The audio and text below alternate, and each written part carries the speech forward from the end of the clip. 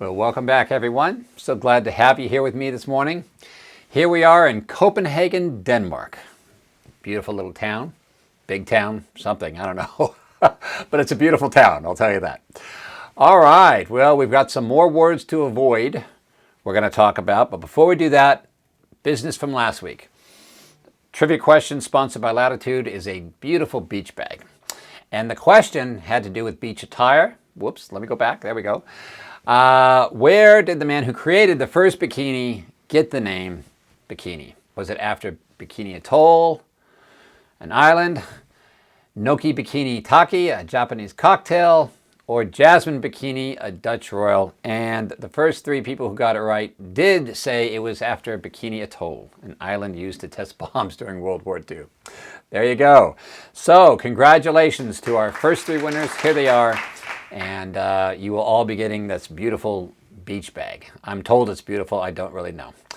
Okay. All right. So let's get busy. Gaining credibility. We've been talking about this. The same sentence I've been putting up all the time. Mr. Jones, I had a chance to take a look at your file and came up with a value of about $30,000, which we feel is fair. Be willing to make an initial offer of $30,000. I can only pay $3,000 for your lost wages. The words we've already learned that we're not going to say. We're not going to say these words. Willing to, offer, took a look at, came up with, had an opportunity. So what's our next phrase? Feel or think. Feel or think. We all use the words feel or think at times, but in negotiation, the expert claims negotiators say you don't really want to present your figure that way. See, if I say, well, I really feel this is fair, or I really think this is fair, you're using those words because you're not sure. Let me prove it to you. I have some golfers in the audience, I'm sure. If I were to say how many holes are there in regulation golf, I know you'd all say 18. And then I'd ask, well, why didn't you say I feel there's 18? And the answer would be, because I know there's 18. Right. That's exactly right. We don't use the words feel or think when we're certain about something. We just state it. I'm sure I have some bowlers in the audience, right? Some people who bowl. If I were to ask you, what's the highest score in bowling? You'd probably yell out 300. And I'd say, well, then how come you didn't say I think it's 300? And the answer is the same, because I know it's 300. Exactly. So what the expert claims negotiators will tell you is you got to leave those words out. There really isn't an alternative. Just leave them out. Don't say we're going to pay you $30,000, which we think is fair. Don't say we're going to pay you $30,000, which we feel is fair. We want to pay you everything you're entitled to, and we've determined that the value of your claim is $30,000. And we want to pay you that whole amount. Something along those lines. Just stay away from the words feel or think. You're basically telling somebody, I'm not real sure. All right. Now, even if you're not sure, well, then don't tell the other person you're not sure. So even if you're not absolutely positive, it's okay. Just leave the words out. This is a fair figure I would like to discuss with you. This is our evaluation. I would like to discuss with you, the amount that we've evaluated your case at, and if you really have to say it, you can say, I'm confident it's fair. You can say that. But you're really better off just leaving it out completely. I want to talk to you about the value of your case. This is the value of the case. This is what we've determined the value of your case is. Here is the settlement value of your case. And just try to leave out the words feel or think, because you're letting the person know that you're not sure. All right? And you don't really want to do that in a negotiation. All right? Okay. This is a short one today. We still got some more, so we're not done. Okay? When we come back, we got a few more, but at least with feel and think, we can get them out completely.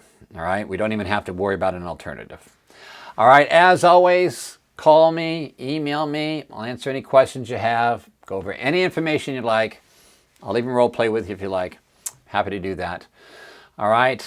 Before we go, the fun stuff, we have a trivia question, and today is going to be gold chocolate medals. We're going to pretend that it's a bag of gold medals, but they are made of chocolate.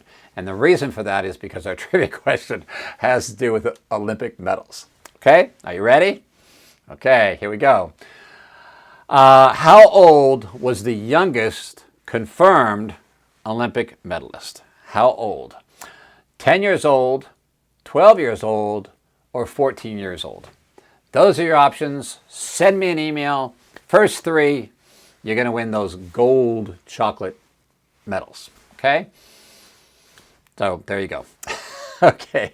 All right. As always, it's been a pleasure. Hope you learned something. And stay tuned for a second because we have our Is This a Claim video coming up. But in the meantime, take care, everybody. I'll see you next time. Bye-bye. All right. Well, if you like these videos, please hit the like button. Also, please subscribe. And if you would like to be notified when we do put up a new video, please choose the All button under Notifications.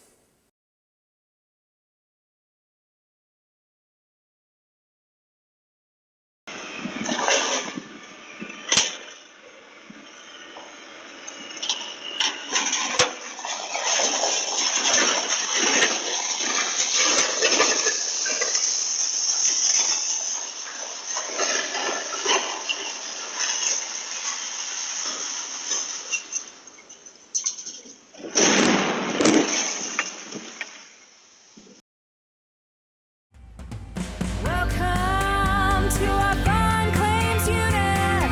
We make new friends every day. We are always smiling and happy. Where our work just seems like play. Welcome to our fun claims unit. We make new friends every day. We are always smiling and happy. Where work just seems like play.